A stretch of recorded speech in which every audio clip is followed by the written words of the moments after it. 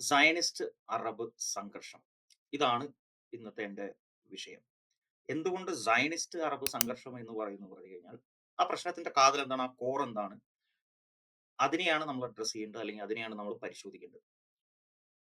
അപ്പോ ഇതിനെ പലരും ഇസ്രായേൽ പലസ്തീൻ വിഷയമെന്നും, യഹൂദന്മാരും മുസ്ലിങ്ങളും തമ്മിലുള്ള വിഷയമെന്നും എന്നൊക്കെ രീതിയിൽ പല വ്യാഖ്യാനങ്ങളും ഉണ്ട്. പക്ഷെ ആ വ്യാഖ്യാനമല്ല അതിന്റെ അടിസ്ഥാനത്തിലുള്ളത്. അതിന്റെ അടിസ്ഥാനത്തിലുള്ളത് ഈ പറഞ്ഞ പോലെ സയനിസ്റ്റ് എന്ന പ്രത്യയശാസ്ത്രവും അത് വന്ന് ഭവിച്ച അറബ് പ്രദേശത്തിൽ നടന്ന സംഘർഷങ്ങളുമാണ്. അവർ തമ്മിലുള്ള കോൺഫ്ലിക്റ്റ് ആണിത്. അതിന് വേറെയും മാനങ്ങളുണ്ട്. ആ മാനങ്ങളിലേക്ക് നമുക്ക് പോവാം. പക്ഷെ കാതലായിട്ടുള്ള അതിന്റെ ഇത് അറബ് സയനിസ്റ്റ് സംഘർഷം. അപ്പൊ ആദ്യം നമുക്ക് സയനിസം എന്താണെന്ന് നമുക്ക് മനസ്സിലാക്കാം. അപ്പൊ സയനിസം എന്ന് നമ്മൾ പറയുമ്പോൾ ഇതിനെ യഹൂ ജൂതയിസമായിട്ട് കോൺഫ്ലേറ്റ് ചെയ്യുന്നവരുണ്ട്. ജൂതയിസം ഒരു മതമാണ്. ആ മതത്തിന്റെ ഉള്ളിൽ ഉത്ഭവിച്ച ഒരു പൊളിറ്റിക്കൽ ആശയമാണ് സയനിസം എന്ന് പറയുന്നത്. ആഹ് അത് ജൂതയിസം എന്ന മതമായിട്ട് എനിക്ക് യാതൊരു ബന്ധവുമില്ല. ആ ജൂതയിസമായിട്ടുള്ള ഐഡന്റിറ്റിയുമായിട്ട് നല്ല ബന്ധമുണ്ട്. കാരണം യഹൂദന്മാർ പീഡിപ്പിക്കപ്പെട്ടു എന്നുള്ള കാരണത്താൽ ഉണ്ടായതാണ്. So it has everything to do with the identity than the religion itself. So നമ്മള് യഹൂദന്മാരുടെ ചരിത്രം നമ്മൾ പരിശോധിച്ചു കഴിഞ്ഞാൽ, അല്ലെങ്കിൽ ഒരു 3500 കൊല്ലം പുറകോട്ട് പോയി കഴിഞ്ഞാൽ നമുക്ക് യഹൂദരെ ഉത്ഭവം നമുക്ക് കാണാം. നമ്മൾ എബ്രഹാമിക് റിലീജിയൻസിന്റെ തുടക്കം യഹൂദരിൽ നിന്നാണ്. എബ്രഹാമിക് റിലീജിയൻ എന്ന് പറഞ്ഞാൽ ജൂതയിസം, ക്രിസ്ത്യാനിറ്റി ആൻഡ് ഇസ്ലാം. 3500 കൊല്ലം മുമ്പ് യഹൂദർ എന്ന് പറയുന്ന ഒരു ട്രൈബ് ഉണ്ടാവുകയും ആ ട്രൈബിന് പല അവിടെ റീജിയണൽ പൊളിറ്റിക്സ് ഉണ്ട്. അവർ കാനനൈറ്റ്സിനെ കീഴടക്കുന്നുണ്ട്. ആ കാനനൈറ്റ്സ് കീഴടക്കിയിട്ടാണ് അവർ അവരുടെ ജുദേയ എന്ന് പറയുന്ന കിങ്ഡം കിങ്ഡം ഓഫ് ജുദേയ സ്ഥാപിക്കുന്നതും ഇത് ചെയ്യുന്നത്. അപ്പൊ നമ്മൾ ഈ ഒരു റീജിയൻ ആദ്യം തന്നെ നമ്മൾ മനസ്സിലാക്കേണ്ടത്, അതായത് west Asia, it's a larger landscape. West Asia എന്ന് പറയുന്നത് ഇന്നത്തെ modern day Syria to Palestine, അല്ലെങ്കിൽ സിറിയ ടു ഇസ്രായേൽ, അതിനെ ലെവാണ്ട് എന്നാണ് പറയുന്നത്, അല്ലെങ്കിൽ അൽ ഷാം. ഇപ്പോൾ ഐസിസിന്റെ പേര് എന്ന് പറഞ്ഞാൽ IS എന്നാണ്. അതായത് Islamic State of Iraq and al Sham. അതിന് ആ എസ് ആണ് അത്. അതിനെ ഇറേസിബിളി ഉപയോഗിക്കുന്നത് ഐസിൽ എന്നും പറയാറുണ്ട്. Islamic State of Iraq and Levant. അപ്പൊ അതിനെ ലവാണ്ട് എന്നാണ് പറയുന്നത്, അല്ലെങ്കിൽ അൽ ഷാം എന്നാണ് അറബിയിൽ പറയുന്നത്. പിന്നുള്ളത് ഇറാഖ്, ഇറാൻ. ഇറാൻ ഒരു അറബിക് രാജ്യമല്ല, അത് പേർഷ്യൻ രാജ്യമാണ്. They have more to do with Central Asia than Arabs. അതുപോലെ ഈജിപ്റ്റ് തൊട്ട് നോർത്തേൺ ആഫ്രിക്കയിലെ ഈജിപ്റ്റ് തൊട്ട് മൊറോക്കോ വരെ ഇത് എത്നിക് അറബ്സ് എന്നാണ് ഇതിനെ അവർ വിളിക്കുന്നത്. ലിംഗ്വിസ്റ്റിക് അറബ്സ് എന്ന് പറയുന്നത്, എത്നിക് എന്നല്ല, ലിംഗ്വിസ്റ്റിക് അറബ്സ്. സോ ഈ വെസ്റ്റ് ഏഷ്യ എന്ന് പറയുന്നത്, നമുക്ക് ആഫ്രിക്കന്റെ മറ്റു രാജ്യങ്ങൾ വിടാം. വെസ്റ്റ് ഏഷ്യ എന്ന് പറയുന്നത് ഈജിപ്റ്റ്, ലവാണ്ട്, അറേബ്യൻ പെനിൻസുല, അതായത് Saudi Arabia, Oman, Yemen, Kuwait, Bahrain, small ചെറിയ രാജ്യങ്ങൾ, plus Iraq and Iran.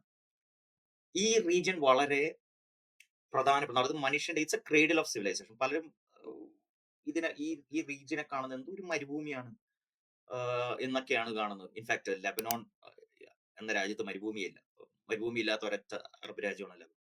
So ഇത് ഫുള്ളി എന്തോ മരുഭൂമിയാണ്. ഇവിടെ പല പല പേരുകളും അവര് നമ്മൾ ഉപയോഗിക്കാറുണ്ട്. But it was actually fertile crescent. Fertile crescent എന്ന് പറഞ്ഞു കഴിഞ്ഞാൽ അഗ്രികൾച്ചർ, മനുഷ്യൻ അഗ്രികൾച്ചർ കണ്ടുപിടിച്ച് സെറ്റിൽ ചെയ്ത ഏറ്റവും കൂടുതൽ കണ്ടിന്യൂസ് ഇൻഹാബിറ്റേഷൻസ് ഉണ്ടായിട്ടുള്ള ഒരു പ്രദേശമാണത്. ഇപ്പോ ഫെർട്ടൈൽ ക്രസന്റ് എന്ന് പറയുമ്പോൾ ഞാൻ ഉദ്ദേശിക്കുന്നത് 4 നദികളുണ്ട് പ്രധാനപ്പെട്ട. ഇപ്പൊ Tigris, Euphrates, Jordan and Nile നദി, ഈജിപ്തിലെ നൈൽ നദി. ഈ 4 നദികളുടെ ചുറ്റിപ്പറ്റിയാണ് ഈജിപ്തിലും ലവാണ്ടിലും ഇറാഖിലും ഇറാനിലും ഉള്ള സിവിലൈസേഷൻസ് എല്ലാം ഉണ്ടായിട്ടുള്ളത്. ഇപ്പോൾ ഏറ്റവും കണ്ടിന്യൂസ് ഇൻഹാബിറ്റേഷൻ, അതായത് ഒരു നഗരം ഉണ്ടായി അത് നശിച്ചു പോയിട്ട് പിന്നെ കുറെ കാലത്തിന് ശേഷം വേറെ അവിടെ ആരെങ്കിലും വന്ന് സെറ്റിൽ, അങ്ങനെയല്ല, കണ്ടിന്യൂസ് ഇൻഹാബിറ്റേഷൻസ്. ഇപ്പൊ ജെറീക്കോ എന്ന് പറഞ്ഞ മോഡേൺ ഡേ വെസ്റ്റ് ബാങ്കിലാണ്, but it's occupied by Israel. അതുപോലെ അലപ്പോ, ഡമാസ്കസ്, ഇതൊക്കെ 9000 ഇയേഴ്സ് ടു 6000 ഇയേഴ്സ്, 5000 ഇയേഴ്സ് പഴക്കം, കണ്ടിന്യൂസ് ഇൻഹാബിറ്റേഷൻസ് ഉള്ള സംസ്കാരങ്ങൾ കണ്ടിന്യൂസ് ആയിട്ട് നിലനിന്നിട്ടുള്ള നഗരങ്ങളാണ്. ആക്രേ അല്ലെങ്കിൽ ബിബിലോസ്, ഇങ്ങനെയൊക്കെ പറയുന്ന നഗരങ്ങൾ. ഇപ്പൊ നമ്മുടെ ഇന്ത്യയിലെ വാരണാസി 3000 ഇയേഴ്സ് കണ്ടിന്യൂസ് ഇൻഹാബിറ്റേഷൻ എന്ന് പറയുന്ന പോലത്തുള്ള നഗരങ്ങൾ നിലനിന്നതാണ് ഈ വെസ്റ്റ് ഏഷ്യ. ആൻഡ് ഇതൊരു ഫെർട്ടൈൽ ക്രസന്റ് ആണ്. എല്ലാവർക്കും എല്ലാ കാലത്തും ഈ പ്രദേശം വേണമായിരുന്നു. അതുകൊണ്ട് തന്നെ യുദ്ധങ്ങൾ ഏറ്റവും കൂടുതൽ 5000 6000 കൊല്ലമായിട്ട് നടന്നിട്ടുള്ള സ്ഥലമാണ്. അവിടെയാണ് പേഗൻസ് ആണ് അവിടെ കൂടുതലുണ്ടായിരുന്നത്. ഇപ്പൊ ഈജിപ്തിലായാലും ശരി, വെസ്റ്റ് ഏഷ്യയിലായാലും ശരി, അല്ലെങ്കിൽ മിഡിൽ ഈസ്റ്റ് എന്ന് നമ്മൾ പറയുന്ന, അല്ലെങ്കിൽ ലവാൻഡ് ആൻഡ് ഇറാഖ് എന്നൊക്കെ പറയുന്ന സ്ഥലത്ത് ഏറ്റവും കൂടുതൽ പേഗൻസ് ആണ്. പേഗൻസ് എന്ന് പറഞ്ഞു കഴിഞ്ഞാൽ പല പല പല പല ദൈവങ്ങളെ ആരാധിക്കുന്ന, സൂര്യദേവൻ, വായുദേവൻ, ഇടിമിന്നൽ ഒരു ദൈവം, അങ്ങനെയൊക്കെ ഉള്ള വിശ്വാസങ്ങളുള്ള മനുഷ്യർ ജീവിച്ചത്. അവിടെയാണ് അബ്രാഹാമിക് റിലീജിയൻ ആദ്യമായിട്ട് ഉണ്ടാകുന്നത്. അബ്രാഹാമിക് റിലീജിയൻ എന്ന സത്യേക ദൈവം, ഒരൊറ്റ ദൈവം, അബ്രഹാമിന്റെ സന്ധികളാണ്. അപ്പൊ അബ്രഹാമിന് ആഹ് പറയപ്പെടുന്നത്, ഐതിഹ്യം എന്ന് പറയുന്നത്, ഇപ്പോ സാറയായിരുന്നു ഭാര്യ. ഭാര്യയ്ക്ക് ഉണ്ടായിരുന്ന ഭാര്യയ്ക്ക് കുട്ടികൾ ഉണ്ടാവില്ല എന്ന് പറഞ്ഞിട്ട് സാറ അവരുടെ ഹാൻഡ് മെയ്ഡിനെ, അല്ലെങ്കിൽ ദാസിയെ, ഷീ പ്രസൻസ് ടു അബ്രഹാം. എനിക്ക് തോന്നുന്നു ഹേഗർ എന്നാണ്. ഹേഗറിൽ ഉണ്ടായതാണ് ഇഷ്മായിൽ. പിന്നീട് സാറയിൽ ഉണ്ടാവുന്നതാണ് പിന്നെ ഇഷഹാക്ക്. സോ ഇഷഹാക്കിന്റെ സന്തതി വരുമ്പോൾ ക്രിസ്ത്യാനികളും യഹൂദരും, ഇസ്മായിലിന്റെ സംഗതി വരും മുസ്ലിം എന്നുള്ളതാണ് ഐതിഹ്യം. സോ ഹിസ്റ്ററിയിലൊക്കെ you don't have to go in too much of details into it. ഈ സത്യം ഇതിന്റെ ഇടയിൽ എവിടെയെങ്കിലും ആയിരിക്കും. സോ അങ്ങനെ യഹൂദര് അവിടെ ഫ്ലറിഷ് ചെയ്യുന്നുണ്ട്. അവരുടെ കിങ്ഡം ഓഫ് ജൂദിയ ഉണ്ടാവുന്നുണ്ട്. ഇവരിൽ ആദ്യമായിട്ട് ക്രൈസിസ് വരുന്നത് ബാബിലോണിയൻസ് ആണ്. ബാബിലോണിയൻസ് എന്ന് പറഞ്ഞാൽ പേർഷ്യ, മെസപ്പൊട്ടാമിയ, ആ റീജിയനിലുള്ള ഒരു ഒരു ഒരു എംപയർ ആണ്. ഇവര് വന്ന് അറ്റാക്ക് ചെയ്ത് ഇവരെ ആക്രമിച്ച് ആദ്യമായിട്ട് ഒരു എക്സോഡസ് എന്ന് പറഞ്ഞു കഴിഞ്ഞാൽ അവർ പലായനം ചെയ്യുന്നില്ല, പിടിച്ചുകൊണ്ട് പോകുന്നത്. ബാബിലോണിയൻസ് യഹൂദരിലെ എലീറ്റുകളെ, സാധാരണക്കാരെ വിട്ടു വെച്ചേക്കും, എലീറ്റുകളെ, ബിസിനസ്മെൻ, ക്ലർജിമെൻ, കച്ചവടക്കാര്, അല്ലെങ്കിൽ റൂളേഴ്സ് ആയിട്ടുള്ള, റൂളിംഗ് ക്ലാസ് ആയിട്ടുള്ള ആൾക്കാരെല്ലാം പിടിച്ചുകൊണ്ട് പോകുന്നുണ്ട് ബാബിലോണിൽ. അങ്ങനെയാണ് ആദ്യത്തെ യഹൂദ പലായനം ഉണ്ടാവുന്നത്. പലായനം എന്ന് പറയാൻ പറ്റില്ല, പിടിച്ചുകൊണ്ട് പോകുന്നത്. It's basically kidnapping, abduction. അതിനുശേഷം അടുത്ത ഇത് വരുന്നത് റോമൻസ് ആണ്. റോമൻസ് ആദ്യകാലങ്ങളിൽ വളരെ ടോളറന്റ് ആയിരുന്നു. അവർ ആദ്യകാലങ്ങളിൽ യഹൂദന്മാരോട് വളരെ ടോളറന്റ് ആയിരുന്നെങ്കിൽ പോലും പിന്നീട് അവർ ഹോസ്റ്റൈൽ ആയിട്ട് മാറുകയും പിന്നീട് യഹൂദരെ റോമൻസ് അവിടെ നിന്ന് ഡിസ്പ്ലേസ് ചെയ്തു. ആൻഡ് ആ ട്രൈബ് ലോകത്തിന്റെ പല ഭാഗങ്ങളിലായിട്ട്, അതായത് പ്രത്യേകിച്ച് ഈസ്റ്റേൺ യൂറോപ്പ്, അതായത് കാസ്പിയൻ സീ മുതൽ അതിന്റെ മുകളിലുള്ള ബ്ലാക്ക് സീ അല്ല, ബാൾട്ടിക് സീ വരെയുള്ള പ്രദേശത്ത് പോയി സെറ്റിൽ ചെയ്യുന്നുണ്ട്. ഇവർ മതം മാറുന്നുണ്ട്, കൺവേർട്ട് ചെയ്യുന്നുണ്ട്. ഈ ജൂദേസം എന്ന് പറയുന്ന ഒരു റേസ് അല്ല. നിങ്ങൾ അഷ്കനാസി ജ്യൂസ് ഉണ്ട്, സഫാഡിക് ജ്യൂസ് ഉണ്ട്, എത്യോപ്യൻ ജ്യൂസ് ഉണ്ട്. ഇങ്ങനെ 3, 4, 5 തരത്തിലുള്ള ജ്യൂസ് ഉണ്ട്. ഇപ്പൊ നമ്മൾ കൊച്ചിയിൽ നിന്ന് പോയിട്ടുള്ള യഹൂദരെ കണ്ടു കഴിഞ്ഞിട്ടുണ്ടെങ്കിൽ തനി കൊച്ചിക്കാരി, അവർ കൊച്ചിയിലെ അല്ലെങ്കിൽ മലയാളിയായിട്ട് തന്നെയാണ് അവർ കാണാൻ പറ്റുന്നത്. കാരണം അവർ കൺവേർട്ടഡ് ആണ്. അവർ ജൂതയിസം ഇസ് നോട്ട് എ റേസ്. അതൊരു DNA-യുടെ കണ്ടിന്യൂഷൻ അല്ല. അതിന്റെ അത് കൺവേർഷൻസ് ഉണ്ട്. അതിന്റെ അകത്ത് പലതും ചരിത്രപരമായിട്ട് നടന്നിട്ടുണ്ട്. സോ അങ്ങനെ ഒരു ലോജിക്ക് പലരും പറഞ്ഞ് കേൾക്കുന്ന, ഇത് like they are a race. No, they are not a race. അവര് എല്ലായിടത്തും, ഇപ്പൊ ഞാൻ ക്രിസ്ത്യാനിയാണ് എന്ന് വെച്ചിട്ട് ഞാൻ ഒരു റേസിന്റെ ഭാഗമല്ല. ഞാൻ മലയാളിയാണ്, ഞാൻ ഇന്ത്യക്കാരനാണ്. അപ്പോ അതുപോലെ തന്നെയാണ് ഈ ജൂതയിസം, അതുപോലെ തന്നെ ഒരു റിലീജിയൻ ആണ്. അത് കൺവേർഷനും എല്ലാം നടന്നിട്ടുള്ള റിലീജിയനാണ്. പല ഭാഗത്തുള്ള ആൾക്കാർ, ഇപ്പൊ എത്യോപ്യൻ ജ്യൂസ്, നിങ്ങൾ ഈ എത്യോപ്യൻ ജ്യൂസിന്റെ, സഫാഡിക് ജ്യൂസിന്റെ, അഷ്കനാസി ജ്യൂസിന്റെ ഫോട്ടോസ് വെറുതെ ഗൂഗിളിൽ സെർച്ച് ചെയ്തിട്ട് വെച്ച് നോക്കി കഴിഞ്ഞാൽ ഇവർ തമ്മിൽ ഒരു സമയം കാണും. അവരുടെ features they are all different. അവരുടെ DNA ടെസ്റ്റ് ചെയ്താൽ പോലും they are very much different. അവർക്ക് ആ റീജിയണൽ DNA കാണത്തുള്ളൂ, കൂടുതൽ ശക്തമായിട്ട് കാണുന്നത്. സോ ഇങ്ങനെയാണ് യഹൂദന്മാരുടെ പലായനം, പെർസിക്യൂഷൻസ് ഏറ്റവും കൂടുതൽ ബാബിലോണിയൻസ് ആൻഡ് റോമൻസ് ആണ് ചെയ്യുന്നത്. റോമൻസ് എന്ന് പറഞ്ഞു കഴിഞ്ഞാൽ ആദ്യകാലങ്ങളിൽ ടോട്ടൽ ആയിട്ടെങ്കിലും like these Jews are throwing stone at us എന്ന് കംപ്ലൈന്റ് ചെയ്തുകൊണ്ട് അവരെ കൊല്ലുകയാണ്. After centuries it becomes ironic. But so അങ്ങനെ വളരെയധികം പെർസിക്യൂഷൻസ് അനുഭവിക്കുന്ന ഒരു ഒരു സമൂഹമായിട്ട് അവർ മാറുകയാണ് ഈ റോമൻ ഇൻവേഷന് ശേഷം. റോമൻസ് ആദ്യകാലങ്ങളിൽ പേഗൻസ് ആയിരുന്നു. പക്ഷെ 4-ാം സെഞ്ചുറിയിൽ കോൺസ്റ്റന്റൈൻ ചക്രവർത്തി ക്രിസ്ത്യാനിറ്റി സ്വീകരിച്ചതിന് ശേഷം ദ പെർസിക്യൂഷൻസ് അഗെയിൻസ്റ്റ് ജ്യൂസ് കൂടുകയാണ്. കാരണം യേശുക്രിസ്തുവിനെ കൊന്നത് യഹൂദനാണ് എന്ന് പറഞ്ഞുകൊണ്ട്, അല്ലെങ്കിൽ യേശുക്രിസ്തുവിനെ ചതിച്ചത് യഹൂദന്മാരാണ് എന്ന് പറഞ്ഞത് കൊണ്ട് എന്നൊരു ന്യായത്തിൽ റോമൻസ്, അത് ബേസിക്കലി അങ്ങനെ ഒരാളുണ്ടായിരുന്നെങ്കിൽ, അങ്ങനെ ഒരാളുണ്ടെങ്കിൽ ഇതിനെ ക്രൂസിഫൈ ചെയ്തത് റോമൻസ് തന്നെയാണ്. ബട്ട് അവർ അതിനൊരു പൊളിറ്റിക്കൽ നറേറ്റീവ് ആയിട്ട് അത് ഉപയോഗിക്കുകയാണ്.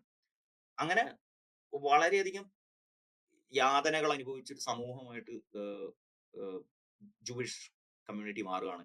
അവർ യൂറോപ്പിൽ പോകുമ്പോഴോ, അല്ലെങ്കിൽ ഏറ്റവും കൂടുതൽ അവർ യാതനകൾ അനുഭവിച്ചുള്ള യൂറോപ്പിലാണ്. യൂറോപ്പിൽ അവർക്ക് സ്ഥലം, കൃഷി ചെയ്യാൻ അനുവാദം ഉണ്ടായിരുന്നില്ല. വളരെ കീ ഇൻഡസ്ട്രീസ്, അല്ലെങ്കിൽ കീ ആയിട്ടുള്ള, ഇന്ന് നമ്മൾ ഇൻഡസ്ട്രി എന്ന് പറയും, അന്നത്തെ കാലത്ത് കൃഷിയാണ്. വളരെ പ്രധാനപ്പെട്ട തൊഴിലുകളിൽ, പവർഫുൾ ആയിട്ടുള്ള അല്ലെങ്കിൽ റവന്യൂ ജനറേറ്റിംഗ് ആയിട്ടുള്ള തൊഴിലുകളിൽ പലതിലും അവരെ മാറ്റി നിർത്തപ്പെട്ടിരുന്നു. ആ തൊഴിൽ അവരെ ചെയ്യാൻ അനുവദിച്ചിരുന്നില്ല. അതുപോലെ പോഗ്രംസ് നടന്നിട്ടുണ്ട്. ഈ നാട്ടിൽ എന്ത് ആഘോഷം വന്നാലും കോഴിക്ക് കിടക്കപ്പുറതിയില്ല എന്ന് പറയുന്ന പോലെയായിരുന്നു യഹൂദരുടെ യൂറോപ്പിലെ അവസ്ഥ. എന്തെങ്കിലും ഒരു പൊളിറ്റിക്കൽ ഒരു മാറ്റം വന്നു കഴിഞ്ഞാൽ ഉടനെ ആദ്യം അവർ ചെയ്യുന്ന ഒരു ഒരു യഹൂദ ഗ്രാമം പോയി കൊള്ളയടിക്കുക, ആൾക്കാരെ കൊല്ലുക, പോഗ്രംസ്. പോഗ്രം സ്റ്റാർട്ടഡ് ഇൻ 11th സെഞ്ചുറി. അങ്ങനെ പക്ഷെ അന്ന് അവർക്ക് ആകെ കൂടി ചെയ്യാറുള്ള ചില ചില ജോലികളുണ്ടായിരുന്നു. ഇപ്പോ പലിശയ്ക്ക് കാശ് കൊടുക്കുക എന്ന് പറയുന്ന ജോലി ക്രിസ്ത്യാനികൾ ചെയ്യില്ലായിരുന്നു. കാരണം അന്ന് ക്രിസ്ത്യാനികൾക്ക് അതെന്തോ നിഷിദ്ധമായിരുന്നു. ആ സ്പേസിലേക്ക് അവർ കയറിക്കൊള്ളും. അതുകൊണ്ടാണ് ഷൈലോക്ക് എന്നൊക്കെ പറയുന്ന പോലത്തുള്ള സ്റ്റീരിയോ ടൈപ്പ് ഉണ്ടാകുന്നത്. അതായത് യഹൂദർ പലിശക്കാരാണ്, ബാങ്കേഴ്സ് ആണ്. ഇപ്പൊ ഹിറ്റ്ലർ തന്നെ ഹിറ്റ്ലറുടെ പ്രൊപ്പഗാൻഡയിൽ പറഞ്ഞത് ദേ കൺട്രോൾ ഓൾ ദ ബാങ്ക്സ് എന്നൊക്കെ പറയുന്ന രീതിയിലേക്ക് ആ ഒരു നറേറ്റീവ് വരാൻ കാരണം, അല്ലെങ്കിൽ അർത്ഥ കൈക്ക് ഉപ്പ് വെക്കാത്ത യഹൂദൻ എന്ന് പറയുന്നത് കാരണം പലിശക്കാരനായ യഹൂദൻ എന്നുള്ള നറേറ്റീവ് വരുന്ന അവിടെ. കാരണം അത് അവരങ്ങനെ ചൂസ് ചെയ്തല്ല, അല്ലെങ്കിൽ അവരങ്ങനെ ആയതല്ല. ആ സമൂഹത്തിൽ അവർക്കുണ്ടായിരുന്ന റെസ്ട്രിക്ഷൻസ് കാരണം അവർ ആ ഒരു പ്രൊഫഷനിലേക്ക് വരുന്നത്. യൂറോപ്പില് ഈ പോഗ്രംസ്, ക്രൂസൈഡ്സ് തുടങ്ങുന്നത് തന്നെ യഹൂദരെ കൊന്നിട്ടായിരുന്നു. അതായത് ഫസ്റ്റ് ക്രൂസൈഡ് ക്രൂസൈഡിന്റെ സ്റ്റേറ്റഡ് ഗോൾ യെറുസലേം പിടിച്ചെടുക്കാനാണ്. അത് അറബ് നാട്ടിൽ പോയിട്ട് യെറുസലേം പിടിച്ചു. പക്ഷെ അത് തുടങ്ങുന്നത് റൈൻ നദിക്കരയിൽ അപ്പുറം ഇപ്പുറം താമസിക്കുന്ന യഹൂദരെ കൊള്ളയടിച്ചിട്ടും കൊലപാതകം ചെയ്തിട്ടും അവരുടെ വെൽത്ത് അടിച്ചു മാറ്റിയിട്ടുമാണ് ക്രൂസൈഡ്സ് പോകുന്നത് തന്നെ. സോ ഏകദേശം 1200 കൊല്ലം ഈ യാതനകൾ ഇവര് അനുഭവിക്കുന്നുണ്ട് യൂറോപ്പിൽ. മധ്യേഷ്യയിൽ അവർ അനുഭവിച്ചിട്ടുണ്ട്. പക്ഷെ അത് ചെയ്തത് റോമൻസ് ആണ്. റോമൻസ് എന്ന് പറഞ്ഞാൽ ഇറ്റലിയിൽ നിന്ന് വരുന്ന എംപയർ ആണ്. പക്ഷെ ഏറ്റവും കൂടുതൽ ഇവരാണ് ഇവരെ പീഡിപ്പിക്കുന്നത്. റോമൻസ് ആൻഡ് യൂറോപ്പിലെ രാജാക്കന്മാരും അവിടുത്തെ തദ്ദേശീയരായിട്ടുള്ള എംപയേഴ്സും ബേസിക്കലി ക്രിസ്ത്യൻ എന്ന് പറയുന്ന ഒരു ഐഡന്റിറ്റിയിലുള്ളവർ അവര് ഇവരാണ് ഞങ്ങളുടെ യേശുക്രിസ്തുവിനെ ചതിച്ചത് എന്നുള്ള ഒരു ന്യായം, ഒരു വരട്ടി ന്യായം. പിന്നീട് യൂറോപ്പില് എൻലൈറ്റ്മെന്റ് ഉണ്ടാവുന്നുണ്ട്. നമുക്കറിയാം ഫിലോസഫിയുടെ ഏറ്റവും വലിയ ഒരു എന്താ പറയാ ക്രേഡിലാണ് യൂറോപ്പ്, ജർമ്മനി, ഫ്രാൻസ്, അല്ലെങ്കിൽ ഇംഗ്ലണ്ട്. ഇവിടെ എല്ലാം വലിയ മാറ്റങ്ങൾ വരുന്നുണ്ട്. ഇൻഡസ്ട്രിയൽ റവല്യൂഷൻ നടക്കുന്നു. അതിന്റെ എക്കോണമി മാറുമ്പോൾ, പ്രൊഡക്ഷൻ മോഡ് മാറുമ്പോൾ ആശയങ്ങൾ മാറും. And lot of philosophers, lot of liberalism, republicanism, Marxism, socialism, ഇങ്ങനെ പല ആശയങ്ങൾ, ഫിലോസഫിക്കൽ ആയിട്ടുള്ള ആശയങ്ങൾ വരുന്നുണ്ട്, ശക്തമാകുന്നുണ്ട്. അവര് പുതിയ ഈ മാറ്റം വരുമ്പോൾ അവർ പറയുന്നത് നമ്മൾ എന്തിനാണ് ഇത്രയും കാലം ഈ മനുഷ്യരെ എന്തിനാണ് ഇങ്ങനെ പീഡിപ്പിച്ചുകൊണ്ടിരുന്നത് എന്നുള്ള ചോദ്യം അവർക്ക് വരുന്നുണ്ട്.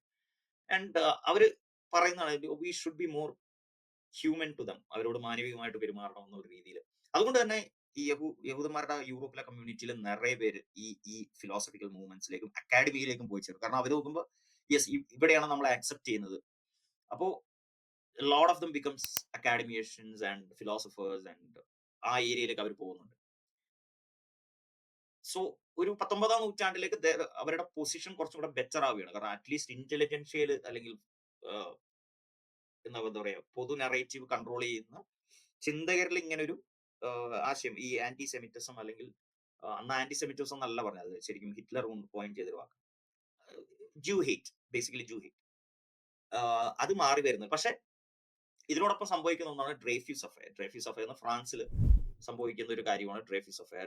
ഡ്രേഫ്യൂസ് എന്ന് പേരുള്ള ഒരു officer, may be was military or police, I don't exactly remember, but ആ മനുഷ്യനെ രാജ്യദ്രോഹ കുറ്റത്തിന് അറസ്റ്റ് ചെയ്യുകയാണ്, എക്സിക്യൂട്ട് ചെയ്യുകയാണ്. അപ്പോ പിന്നീടാണ് മനസ്സിലാവുന്നത് അദ്ദേഹം ആ കുറ്റം ചെയ്തിരുന്നില്ല എന്നുള്ളത്. അത് അപ്പോ അവിടെ പോപ്പുലർ ആയിട്ട് ഉണ്ടാക്കി വരുന്ന നറേറ്റീവ് എന്ന് പറഞ്ഞു കഴിഞ്ഞാൽ ഇദ്ദേഹത്തെ അറസ്റ്റ് ചെയ്തതോ അദ്ദേഹം ഒരു യഹൂദനായത് കൊണ്ടാണ് എന്നുള്ള നറേറ്റീവില് ഒരു വലിയൊരു പൊളിറ്റിക്കൽ അൺട്രസ്റ്റ്, അല്ലെങ്കിൽ അൺട്രസ്റ്റ് എന്നല്ല, ഒരു വിഷമം ഈ യഹൂദ കമ്മ്യൂണിറ്റിയിൽ അത് വളരെ വ്യാപിക്കുകയാണ്. അങ്ങനെയാണ് സയനിസ്റ്റ് മൂവ്മെന്റ് ഉണ്ടാവുന്നത്. ഇപ്പൊ ഈ സയനിസ്റ്റ് മൂവ്മെന്റ് എന്ന് പറഞ്ഞു കഴിഞ്ഞാൽ അവിടെ വെച്ചാണ് യഹൂദന്മാരുടെ കമ്മ്യൂണിറ്റിയിൽ ഒരു തോന്നൽ വരാൻ തുടങ്ങി, നമുക്ക് സ്വന്തമായിട്ട് പ്രൊട്ടക്ഷനോടെ ജീവിക്കാൻ ഒരു രാജ്യം വേണം എന്നൊരു പൊളിറ്റിക്കൽ തോന്നൽ. അതിനോടൊപ്പം അല്ലെങ്കിൽ അതിന് മുമ്പ് തന്നെ വേറൊരു മൂവ്മെന്റ് കൂടെ ഉണ്ട്, ക്രിസ്ത്യൻ സയനിസം അല്ലെങ്കിൽ ഇവാഞ്ചലിക്കൽ സയനിസം എന്ന് പറഞ്ഞാൽ. അത് ക്രിസ്ത്യാനികളുടെ ഇടയിലെ ചില മനുഷ്യർ, എല്ലാവരും അല്ല, ചില കമ്മ്യൂണിറ്റിയിൽ യഹൂദന്മാര് യെറൂസലേമിലേക്ക് പോകണം, എല്ലാ യഹൂദന്മാരും യെറൂസലേമിൽ എത്തുമ്പോഴാണ് ജഡ്ജ്മെന്റ് ഡേ ഉണ്ടാവുന്നത്, അല്ലെങ്കിൽ അപ്പോഴാണ് പിന്നെ ദൈവം തിരിച്ചു വന്നിട്ട് പർജ് നടത്താൻ പോകുന്നത്. അതായത് ക്രിസ്ത്യാനികളാവുന്നവരെല്ലാം ക്രിസ്ത്യാനികളാക്കുക, അത് വിസമ്മതിക്കുന്നവരെല്ലാം പേർജ് ചെയ്യാം, എന്നിട്ട് യുനോ കൺവേർട്ട് ചെയ്യാം. സോ അങ്ങനെ ഒരു തോട്ട് പ്രോസസ് യൂറോപ്പിൽ ഉണ്ടായിരുന്നത്, അവിടുത്തെ ക്രിസ്ത്യാനികളുടെ ഇടയിൽ ഉണ്ടായിരുന്നു. അതായത് യഹൂദന്മാരെ യെറൂസലേമിലേക്ക് അയക്കുക എന്നുള്ളത്. പക്ഷെ അതല്ല ജൂയിഷ് സയനിസം. ജൂയിഷ് സയനിസം അതിനെ അതിന്റെ കോർ ഐഡിയ അല്ല അവർ പിൻപറ്റുന്നത്. അവരെ സംബന്ധിച്ചോളം അവർക്ക് സുരക്ഷിതമായിട്ട് കഴിയാൻ ഒരു സ്ഥലം വേണം. ഈ പെർസിക്യൂഷൻസ് ഒന്നും ഇല്ലാതെ കഴിയാൻ ഒരു സ്ഥലം വേണമെന്നില്ല. അങ്ങനെയാണ് തിയഡോർ ഹെർഷൽ എന്ന് പറയുന്ന സയനിസ്റ്റ് മൂവ്മെന്റിന്റെ പിതാവെന്നോ ഫൗണ്ടർ എന്നൊക്കെ പറയാവുന്ന ആള് ഏറ്റവും പ്രബലമായിട്ടുള്ള ആളാണ്. 1890s 1880സിലാണ് അദ്ദേഹം ഈ ആശയമായിട്ട് വരുന്നത്. അങ്ങനെ സയനിസം നമുക്ക് എവിടെയെങ്കിലും ഒരു ഭൂമി വേണം. അപ്പൊ അന്നത്തെ കാലത്ത് ലോക ഗുണ്ട എന്ന് പറയുന്നത് ബ്രിട്ടൻ ആൻഡ് ഫ്രാൻസ് ആണ്. കാരണം അന്ന് അവിടുത്തെ ഇമ്പീരിയലിസ്റ്റുകൾ അവരാണ്. അവരാണ് ലോകം മൊത്തം കൊണ്ടുപോയി ടെറിട്ടറികളെ കോളനൈസ് ചെയ്യും, കാർബോട്ട് ചെയ്യുന്നത്. അപ്പോൾ നിങ്ങൾക്ക് എവിടെയെങ്കിലും സ്ഥലം വേണമെങ്കിൽ നിങ്ങൾ പോവുക ബ്രിട്ടന്റെ അടുത്താണ്. കാരണം അവരാണ് ഹാഫ് ഓഫ് ദ വേൾഡ്. ആ പകുതി ലോകം അവരുടെ കയ്യിലാണ് ഇരിക്കുന്നത്. India, Africa, South Asia, even Latin അമേരിക്കയിലേക്കാണെങ്കിൽ എല്ലാം അവരുടെ ഒരു കൺട്രോൾ ഉണ്ട്. സോ അപ്പൊ ഇങ്ങനെ പല പ്രപ്പോസൽസും വരും. നമുക്ക് അർജന്റീനയിൽ സ്ഥലമായാലോ അല്ലെങ്കിൽ ഉഗാണ്ടയിലായാലും ഇങ്ങനെ പല ഇതും വന്നിട്ട്. അതുപോലെ തന്നെ പലസ്തീനും ഓഫ് കോഴ്സ്. കാരണം ജെറുസലേം എന്ന് പറഞ്ഞാൽ ഇറ്റ്സ് എ ബർത്ത് പ്ലേസ്. അതൊരു ഹോളി ലാൻഡ് ആണ്. കാരണം ആ മതം അവിടെയാണ് ഉണ്ടായത്. അവരുടെ ടെമ്പിൾ ഡോം അവിടെയായിരുന്നു നിലനിന്നത്. സോ എന്നാ പിന്നെ ഫൈനലി പ്രൊപ്പഗാൻഡയ്ക്ക് നല്ലത് ജെറുസലേം തന്നെയാണ്. കാരണം അവിടെ അതൊരു ഹോളി ലാൻഡ് ആണ്. ഇപ്പൊ യുഗാണ്ടയിലേക്ക് പോയി കഴിഞ്ഞിട്ടുണ്ടെങ്കിൽ ദർ ഇസ് നോ റീസൺ. എന്ത് പറയും? അങ്ങനെ പ്രത്യേകിച്ചൊന്നും പറയാൻ പറ്റില്ല. അല്ലെങ്കിൽ അമേരിക്കയിലേക്ക് പോയി കഴിഞ്ഞാൽ അവിടെ അവിടെ അമേരിക്ക അവിടെ കോളനൈസ് ചെയ്തുകൊണ്ടിരിക്കുകയാണ്. അവിടെ മെക്സിക്കൻസിനെയും സ്പാനിയൻസിനെയും ഓടിച്ചുകൊണ്ടിരിക്കുക. അതിന്റെ ഇടയിലേക്ക് പോയി താമസിക്കാൻ പറ്റില്ല. അല്ലെങ്കിൽ അർജന്റീനയിൽ പോകാൻ പറ്റില്ല. അവിടെയും കോളനൈസേഷൻ, അവിടെ വേറെ കോളനൈസർ ഉണ്ട്. സോ അവര് അന്ന് ഓക്കെ പലസ്തീൻ ആണ് നല്ലത്. യെറുസലേമിന്റെ ചുറ്റുപറ്റുമായിട്ടുള്ള പലസ്തീനിൽ അന്ന് ബ്രിട്ടീഷുകാരുടെ കയ്യിൽ അതില്ല. ബ്രിട്ടീഷുകാർക്ക് അത് പിന്നീട് ഒന്നാം ലോക മഹായുദ്ധത്തിന്റെ കാലത്താണ് കിട്ടുന്നത്. ബട്ട് ഈ ഒരു മൂവ്മെന്റ് ഇത് ആർത്ഥികമായിട്ട് അതിനൊരു ഫണ്ടുകൾ ഉണ്ടാക്കുന്നുണ്ട്. ആഹ് പ്രബലരായിട്ടുള്ള പ്രമാണിമാരായിട്ടുള്ള ആൾക്കാര് പണം ഇതിനു വേണ്ടി, ഈ മൂവ്മെന്റിന് വേണ്ടി വേണം വലിയൊരു ലോബിയിങ് ഗ്രൂപ്പായിട്ട് ഇത് മാറുന്നുണ്ട്. അതായത് ബ്രിട്ടീഷ് പാർലമെന്റിനെ ഇൻഫ്ലുവൻസ് ചെയ്യാൻ തന്നെ ശക്തിയിലേക്ക് വരുന്ന രീതിയിലേക്ക് ഇതൊരു വലിയൊരു ലോബിയിങ് ഗ്രൂപ്പായിട്ട് മാറുന്നത്. ഞങ്ങൾക്ക് ഇങ്ങനെ ഒരു സ്ഥലം വേണം, ഞങ്ങൾക്കൊരു എവിടെയെങ്കിലും ഒരു real estate we need to have. ഈ സമയത്താണ് 1903 protocols of elders of Zion എന്ന് പറയുന്ന ഒരു ഡോക്യുമെന്റ് ഒരു റഷ്യൻ സ്പൈ റിലീസ് ചെയ്യുന്നത്. ഒരു പ്രൊപ്പഗാൻഡ ഡോക്യുമെന്റ് ആണ് ഇത് ബോൾഷെവിക് വിപ്ലവത്തിന് മുമ്പാണ്. അതായത് സാറിസ്റ്റ് റഷ്യ, അതായത് ഇമ്പീരിയൽ റഷ്യ. ഇമ്പീരിയൽ റഷ്യയിൽ ഒരു റഷ്യൻ സ്പൈ റിലീസ് ചെയ്യുന്ന ഒരു ഡോക്യുമെന്റ് ആണ് protocols of Sayan, elders of സയൻ. ഇതില് രസകരം എന്ന് പറഞ്ഞു കഴിഞ്ഞാൽ യഹൂദർക്കെതിരെ ഉള്ള ഒരു ഒരു ഡോക്യുമെന്റ് ആണ്. ഇതിൽ ഒരേ സ്വരത്തിൽ യഹൂദരാണ് ലോകത്തെ മൊത്തം കൺട്രോൾ ചെയ്യുന്നത്, എല്ലാ പണമല്ല ഇരിക്കുന്നത് യഹൂദരുടെ എന്നും പറയുകയും ചെയ്യും. അതുപോലെ യഹൂദർ എലികളെ പോലെ അല്ലെങ്കിൽ വളരെ വൃത്തിഹീന സാഹചര്യങ്ങളിൽ ജീവിക്കുന്ന വൃത്തികെട്ട മനുഷ്യരാണ് ഒരേ സ്വരത്തിൽ ഒരേ ഡോക്യുമെന്റിൽ തന്നെ പറയുന്നത്. Sounds familiar right? സോ ഈ ഡോക്യുമെന്റ് വളരെ വ്യാപകമായിട്ട് ഹിറ്റ്ലർ പിന്നീട് ഉപയോഗിക്കുന്നുണ്ട്. ഹിറ്റ്ലറിന്റെ പ്രൊപ്പഗാൻഡ യഹൂദർക്കെതിരെ പകർത്താൻ. സോ അവിടെ വെച്ച് പിന്നീട് ഈ ജൂയിഷ് ഹെയ്റ്റ് കൂടിക്കൂടി വരികയാണ്. ഏകദേശം നമുക്കറിയാം ഈ ഹിറ്റ്ലറിന്റെ ഇതിലേക്ക് ഞാൻ പോകുന്നില്ല. കാരണം it's well documented, well known. 1930കളിലേക്ക് ആകുമ്പോഴത്തേക്കും ദേ ആർ ഹെവിലി പെർസിക്യൂട്ടഡ്. അവരെ കൊന്നുകളയുന്നു, കോൺസെൻട്രേഷൻ ക്യാമ്പിലിട്ട് ബേൺ ചെയ്യുന്നു. സോ അതാണ് സയനിസത്തിന്റെ ചരിത്രം. Why Zionism? എന്തുകൊണ്ട് അവർക്ക് അങ്ങനെ ഒരു ആശയം ഉണ്ടായി? എന്തുകൊണ്ട് അവർക്ക് മറ്റൊരു രാജ്യം വേണമെന്ന് തോന്നി? ഓഫ് കോഴ്സ് ഇതിൽ ചോദ്യമുണ്ട്. യൂറോപ്പിൽ തന്നെ അല്ലേ ഇത് ഈ പ്രശ്നം തീർക്കും? കാരണം ഇത് യൂറോപ്പിന്റെ പ്രശ്നമാണ്, അല്ലാണ്ട് ഇത് മധ്യേഷ്യയുടെ പ്രശ്നമല്ല. മധ്യേഷ്യയിൽ അവർ ഇങ്ങനെയൊന്നും അനുഭവിച്ചിട്ടില്ല. സോ ഒബ്വിയസ്ലി അങ്ങനെ ഒരു ക്വസ്റ്റ്യൻ ഉണ്ട്. സോ ഇത് ജൂയിഷ് ഹെയ്റ്റ് ഉണ്ടായിരുന്നെങ്കിൽ ആ ജൂയിഷ് ഹെയ്റ്റ് പോവുകയല്ലേ വേണ്ടത്? അതല്ലേ സൊല്യൂഷൻ. പക്ഷേ വേറെ രാജ്യത്ത് പോയാണോ താമസിക്കേണ്ടത്? അല്ലെങ്കിൽ ഇനി അങ്ങനെ ഒരു രാജ്യം വേണമെങ്കിൽ തന്നെ അത് യൂറോപ്പിൽ തന്നെ കാർബോട്ട് ചെയ്ത് കൊടുത്താൽ എന്താ കുഴപ്പം എന്നൊക്കെ ചോദ്യമുണ്ട്. ബട്ട് എനി ഹൗ അവർ തോന്നിയത്, അവർക്ക് ബെസ്റ്റ് തോന്നിയത് നമുക്ക് പലസ്തീനിലേക്ക് പോകാം. അതാണ് നമ്മളുടെ സ്റ്റേറ്റഡ് ഒബ്ജക്റ്റീവ്, നമ്മുടെ മിഷന്റെ സ്റ്റേറ്റഡ് ഒബ്ജക്റ്റീവ് എന്ന് അവർക്ക് തോന്നിയത്. ഇതാണ് സയനിസത്തിന്റെ കോണ്ടെക്സ്റ്റ്. എന്തുകൊണ്ട് അങ്ങനെ ഒരു ആശയം ഉണ്ടായി? എന്തായിരുന്നു അവരുടെ സ്റ്റേറ്റഡ് ഒബ്ജക്റ്റീവ് എന്നുള്ളത്.